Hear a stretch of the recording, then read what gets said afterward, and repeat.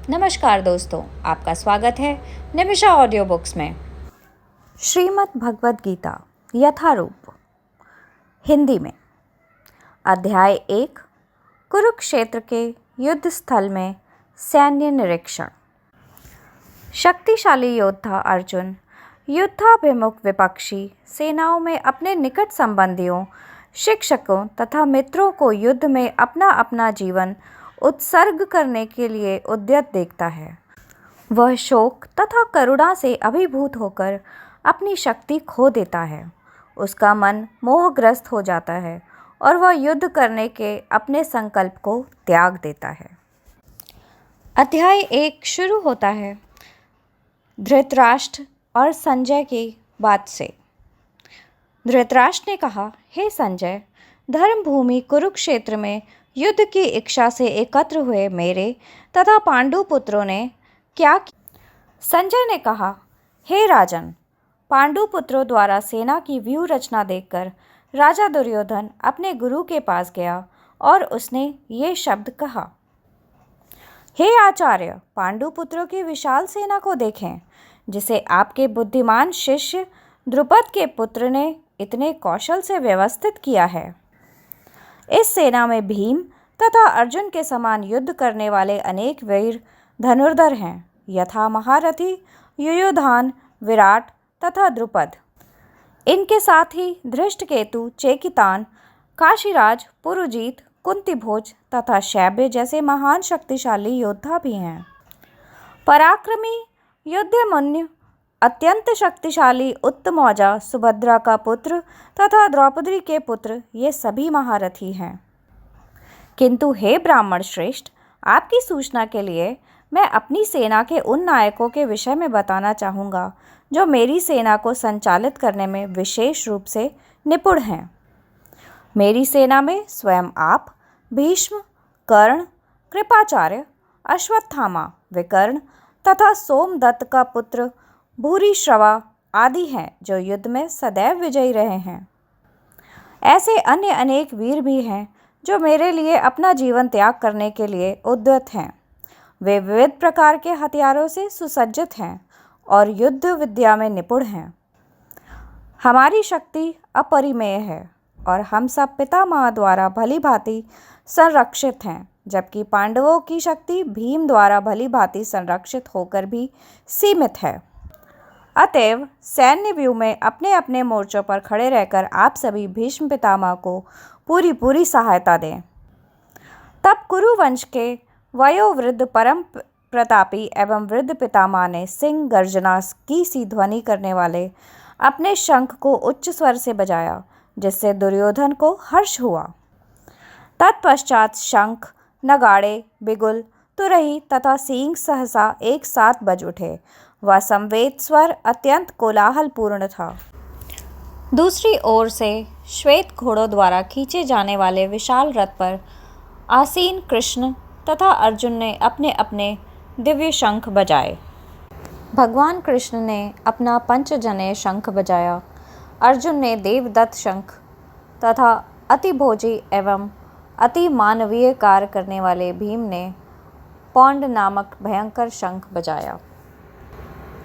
हे राजन, कुंती पुत्र राजा युधिष्ठिर ने अपना अनंत विजय नामक शंख बजाया तथा नकुल और सहदेव ने सुघोष एवं मणिपुष्पक शंख बजाए। महान धनुर्धर काशीराज, परम योद्धा शिखंडी, धृष्टद्युम्न विराट, अजय सात्यक, द्रुपद, द्रौपदी के पुत्र तथा सुभद्रा के महाबाहु पुत्र आदि सबों ने अपने अपने शंख बजाए। इन विभिन्न शंखों की ध्वनि कोलाहलपूर्ण बन गई, जो आकाश तथा पृथ्वी को शब्दायमान करती हुई धृतराष्ट्र के पुत्रों के हृदयों को विदीर्ण करने लगी। उस समय हनुमान से अंकित ध्वजा लगे रथ पर आसीन पांडुपुत्र अर्जुन अपना धनुष उठाकर तीर चलाने के लिए उद्यत हुआ।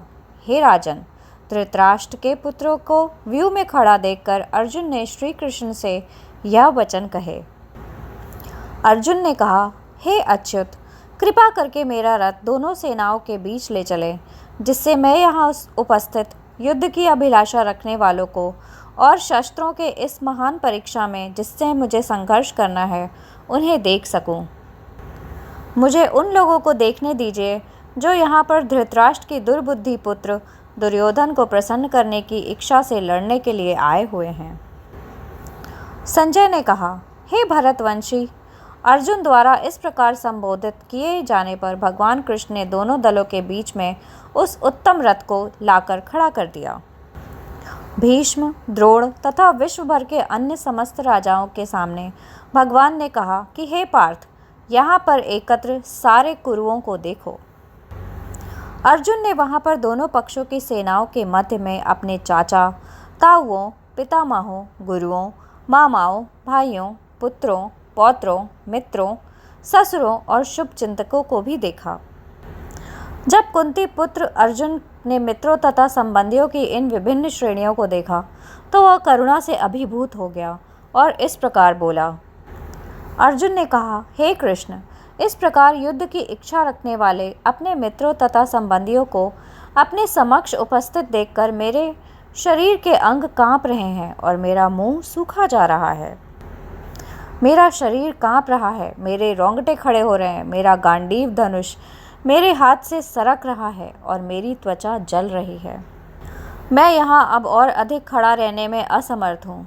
मैं अपने को भूल रहा हूँ और मेरा सिर चकरा रहा है। हे कृष्ण, मुझे तो केवल अमंगल के कारण दिख रहे हैं। हे कृष्ण, इस युद्ध में अपने ही स्वजनों का वध करने से ना तो मुझे कोई अच्छाई दिखती है और ना मैं उससे किसी प्रकार की विजय, राज्य या सुख की इच्छा रखता हूँ। हे गोविंद, हमें राज्य, सुख अथवा इस जीवन से क्या लाभ, क्योंकि जिन सारे लोगों से के लिए हम उन्हें चाहते हैं वे ही इस युद्ध भूमि में खड़े हैं। हे मधुसूदन, जब गुरुजन, पितृगण, पुत्रगण, पितामह, मामा, ससुर, पौत्रगण, साले तथा अन्य सारे संबंधी अपना अपना धन एवं प्राण देने के लिए तत्पर हैं और मेरे समक्ष खड़े हैं, तो फिर मैं इन सबको क्यों मारना चाहूँगा, भले ही वो मुझे ही क्यों ना मार डालें। हे जीवों के पालक, मैं इन सबों से लड़ने को तैयार नहीं, भले ही बदले में मुझे तीनों लोक क्यों ना मिल जाएं। इस पृथ्वी की तो बात ही छोड़ दें। भला धृतराष्ट्र के पुत्रों को मारकर हमें कौन सी प्रसन्नता मिलेगी? यदि हम ऐसे आतताइयों का वध करते हैं तो हम पर पाप चढ़ेगा। अतः यह उचित नहीं होगा कि हम धृतराष्ट्र के पुत्रों तथा उनके मित्रों का वध करें। हे लक्ष्मीपति कृष्ण, इससे हमें क्या लाभ होगा और अपने ही कुटुंबियों को मारकर हम किस प्रकार सुखी हो सकते हैं? हे जनार्दन, यद्यपि लोभ से अभिभूत चित्त वाले ये लोग अपने परिवार को मारने या अपने मित्रों से द्रोह करने में कोई दोष नहीं देखते, किंतु हम लोग जो परिवार के विनष्ट करने में अपराध देख सकते हैं, ऐसे पाप कर्मों में क्यों प्रवृत्त हों? कुल का नाश होने पर सनातन कुल परंपरा नष्ट हो जाती है और इस तरह शेष कुल भी अधर्म में प्रवृत्त हो जाता है। हे कृष्ण, जब कुल में अधर्म प्रमुख हो जाता है तो कुल की स्त्रियां दूषित हो जाती हैं और स्त्रीत्व के पतन से ही वृष्णिवंशी अवांछित संतानें उत्पन्न होती हैं।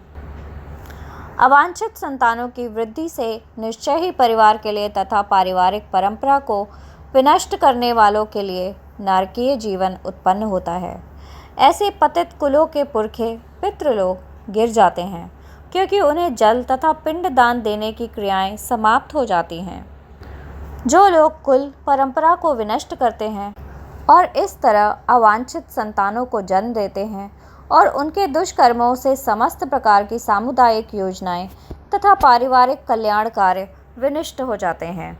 हे प्रजापालक कृष्ण, मैंने गुरु परंपरा से सुना है कि जो लोग कुल धर्म का विनाश करते हैं वे सदैव नरक में वास करते हैं।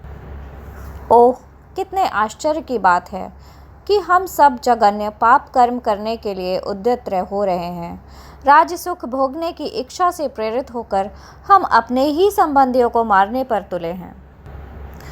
यदि शस्त्रधारी धृतराष्ट्र के पुत्र मुझे निहत्ते तथा रणभूमि में प्रतिरोध ना करने वाले को मारें तो यह मेरे लिए श्रेयस्कर होगा।